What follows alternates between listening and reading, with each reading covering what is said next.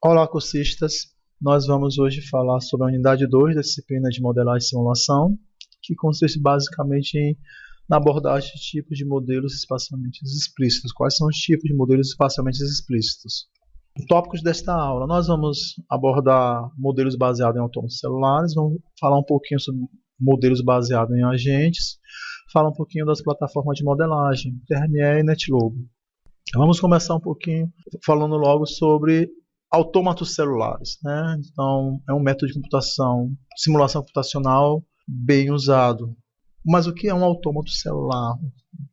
Um autômato celular, basicamente, ele consiste no seguinte: você tem uma informação geográfica no espaço, você usa uma ferramenta de sensoramento remoto e capta aquela imagem, por exemplo, usando uma imagem Landsat. Então, basicamente, o que é o modelo baseado em autômato celular? Eu tenho uma área onde está acontecendo um determinado fenômeno. Então, por exemplo, queimadas. Então, eu vou ter uma área onde já houve a queimada, eu tenho uma área onde o fogo está atuando no momento, e tenho uma área de vegetação remanescente que pode ser queimada ou não. E eu quero saber se aquela área vai ser queimada, se pode ser atingida ou não pelas chamas. Então, o autômato celular, basicamente, eu dividi a minha área em uma matriz com colunas, linhas e células, e cada célula é o meu autômato celular.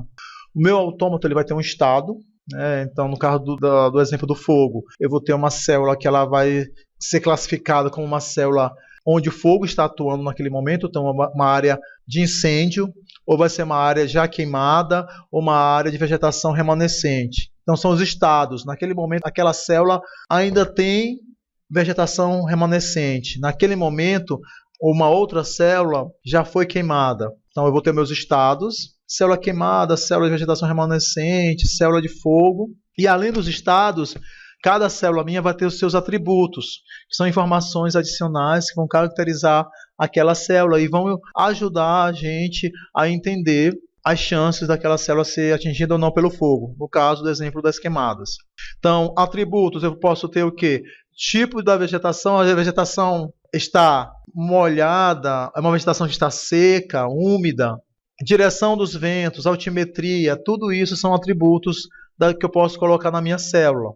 Então, meu sistema de autômato celular, eu vou ter a matriz, eu vou ter as células, eu vou ter meus estados, eu vou ter meus atributos. Tanto os estados como atributos podem ir sendo alterados no decorrer de um processo de simulação. Cada célula ela tem que interagir com outras células vizinhas, para eu poder ter a noção de uma célula onde está acontecendo fogo, qual é a possibilidade dela infectar, entre aspas, né, uma célula de vegetação nativa. Então, basicamente, isso é um sistema de autômato celular. Eu divido o meu mundo em uma matriz, em uma caixa, dividida por colunas, linhas e células. Cada célula minha é um autômato. Meu autômato tem um estado e atributos. Só que os estados e atributos podem ir sendo alterados no decorrer do processo. O que vai provocar essas mudanças? Minhas regras de transição, que vão me dizer qual é a chance de uma célula de fogo contaminar uma célula de vegetação remanescente. De onde vem as minhas regras? Do meu modelo conceitual, que eu transformei em um algoritmo, depois eu traduzi para uma linguagem de máquina. Eu também posso, dentro da minha linguagem de máquina, lá vai ser uma tradução matemática computacional dos meus preceitos teóricos sobre o meu fenômeno que eu estou estudando. Para isso, as células precisam interagir umas com as outras. Então, existe uma coisa chamada também sistema de vizinhança entre as células. Então, como eu falei para vocês, o sistema baseado em autômato, ele é um sistema baseado em uma rede de células. Então, as células, elas podem... Normalmente, eu trabalho com células sendo um quadrado perfeito, mas elas podem ser triangular, hexagonal. Eu prefiro a quadrangular, porque eu acho que representa bem o espaço geográfico. Mas é opinião. Vocês podem trabalhar de outras formas. E o sistema de vizinhança que eu mostrei para vocês, como eu discuti, as células precisam conhecer suas células vizinhas. Okay? As células precisam... Os autômatos, eles precisam interagir uns com os outros para que eu possa ter o processo de simulação acontecendo. As condições de contorno, as células ainda podem ser abertas ou fechadas. Eu posso colocar células abertas quando as células interagem com suas células vizinhas. Mas existem situações em que eu posso deixar uma célula fechada, ou seja, ela não vai interagir com as células vizinhas. Vou dar um exemplo para vocês. Digamos que eu estou estudando o aterro de mangue. Aí eu posso estudar dois cenários. Um cenário onde a pressão imobiliária, necessidade por moradia, não vai respeitar a legislação que protege o manguezal. Então, nesse caso, as células de mangue estão abertas a receber ocupações humanas, receber a forma de uso e cobertura do solo de origem antrópica, e um cenário eu posso simular onde a legislação vai ser respeitada. Então, nesses casos, as células de manguezal vão estar fechadas para a pressão imobiliária, vão estar fechadas para a necessidade de moradia da população. Além dos modelos baseados em autômatos celulares, existem os modelos baseados em agentes. São modelos muito interessantes. O modelo baseado em autômato, ele toma como referência uma área espacial, uma área mesmo. Uma célula é uma área. O modelo baseado em agente, como o nome já diz, ele toma como referência unidades. Pode ser formigas, pessoas, ou um animal qualquer.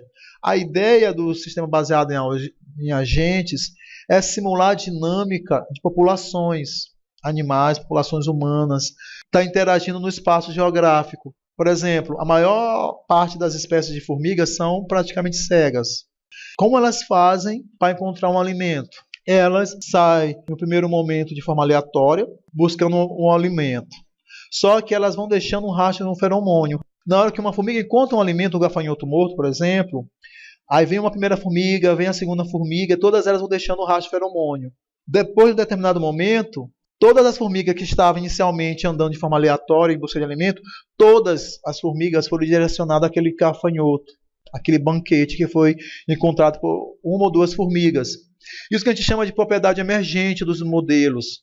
O que é a propriedade emergente? Que isso é bem interessante. A propriedade emergente de um modelo diz respeito a algo que acontece num sistema quando ele está funcionando. Tá? Então, por exemplo, uma formiga. As formigas em si, elas são cegas, ou quase cegas. Mas a partir do momento em que uma formiga encontrou o alimento e elas foram buscando, e todas as outras foram seguindo aquele passo feromônio, todas não começaram mais a andar de forma aleatória, todas seguiram o mesmo caminho. Isso é uma propriedade emergente. Propriedade emergente é uma propriedade que surge com a evolução do modelo. É uma característica que o modelo ele é composto por vários elementos. No caso das formigas, várias formigas. Okay? Só que cada formiga é cega, ou quase cega, dependendo da espécie. Então, ela naturalmente vai andar de forma aleatória. Mas no momento em que a interação entre as formigas surge uma propriedade nova, a capacidade de todas as formigas seguirem um único caminho, que é o caminho do gafanhoto. Isso é uma propriedade emergente. É uma propriedade que surge da interação dos elementos do modelo. Então, a propriedade emergente é uma característica que não existe nenhum elemento isolado do modelo. Apenas quando todos os elementos daquele modelo começam a interagir entre si, aí surge uma nova característica, uma característica coletiva, que não existe nenhum elemento isolado do modelo. Isso é uma propriedade emergente, característica emergente, fenômeno emergente, vai depender da literatura. Então a gente vai simulando a interação no ambiente, entre as espécies, isso é muito importante. No NetLogo, ele usa tem muitos modelos interessantes. Agora falando um pouquinho sobre as plataformas de modelagem. Existem várias plataformas de modelagem, da mesma forma que existem vários sistemas de informação geográfica. Então, da mesma forma que existe com os SIGs, as plataformas de modelagem, eu não posso mencionar qual seja a plataforma melhor ou pior. Existe a necessidade de você usar, existe a limitação, algumas plataformas de modelagem exigem que o usuário tenha um conhecimento de computação mais baixo nível, mais intenso, entendeu? Então, dependendo da demanda, do seu conhecimento, dos dados que você tem na mão, você pode usar a plataforma A ou B. Nós vamos mencionar aqui algumas. Uma que eu gosto muito, que é o TRME, é uma plataforma brasileira feita para a gente utilizar tanto modelos baseados em agentes, como autômatos celulares. É uma plataforma que tem muitos trabalhos já brasileiros sendo utilizados por ela. O trabalho de vocês, do arquivo de envio único, vocês vão usar a plataforma TRME. Tutoriais, documentos sobre essa plataforma, tem uma base de informações bem interessantes sobre ela. Qual é uma limitação dela? A interface dela com o usuário eu não acho bem difícil para quem não tem uma bagagem computacional. Uma outra plataforma de modelagem que eu indico aqui na disciplina é o NetLogo. Uma plataforma também pode ser trabalhada com agentes, pode ser trabalhado com autômatos. Uma vantagem dela em relação ao TRME, na minha opinião, é a interface dela com o usuário, é uma interface bem mais amigável. Então, aqui ela tem uma biblioteca de modelos de exemplo de modelo bem interessante. Jogo da vida, erosão, tem mudanças climáticas, tem das formigas que eu mencionei para vocês anteriormente, tem o modelo das formigas. Então é uma plataforma bem interessante. Todas, tanto o TRME como o Netnologo, são plataformas gratuitas e de código aberto. Você consegue acessar o código-fonte, é interessante, você consegue inserir novas informações. É bem interessante essas duas plataformas. E alguns exemplos de modelagem espacialmente explícita. Por exemplo, uma questão bem simples. Eu tenho uma cidade que está na base de um morro, de uma serra. Aí digo, se chover pode ter um desabamento, pode ter uma enxurrada vindo de lá. Mas uma coisa é eu ficar discutindo isso teoricamente, mas eu consigo fazer um exemplo, um experimento de modelagem, como nesse exemplo do modelo hidrológico que está na tela. Eu consigo simular a queda da água, o deslocamento da água, em que momento essa água, essa enxurrada, essa potencial enxurrada pode chegar e atingir a cidade. Um outro exemplo é a questão de desmatamento, desflorestamento. Eu tenho uma imagem de 1997 do Pará, e eu tenho uma imagem de 2006. Eu pegando essa evolução de 97 a 2006, eu consigo quantificar o que eu perdi de floresta amazônica, e eu consigo não apenas isso, quantificar, mas entender de que forma esse desmatamento, esse desflorestamento aconteceu. Se eu consigo entender de que forma ele aconteceu, eu consigo montar um modelo para simular padrões futuros de perda de vegetação. E como vocês podem ver, os modelos estão bem próximos dos dados reais.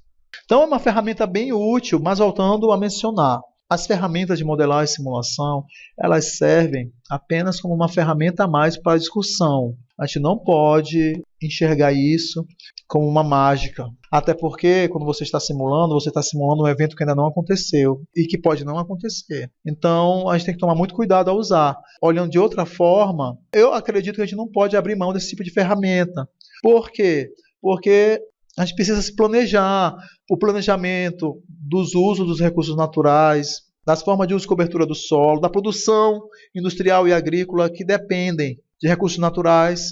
Então a gente precisa sim simular, a gente precisa ter ideia do que pode acontecer para que a gente possa se planejar de forma mais inteligente e efetiva. Bem, queridos alunos e alunas, aqui a gente acaba a unidade 2. Mais uma vez eu estou mostrando as referências para vocês. Lembrando, novamente, é sempre bom, é sempre saudável a gente buscar novas e novas informações, até porque na internet é um universo de informações existentes. Meu muito obrigado, até uma próxima oportunidade, estudem bastante, se dediquem, porque essa disciplina é muito importante para um especialista em geoprocessamento. Até mais.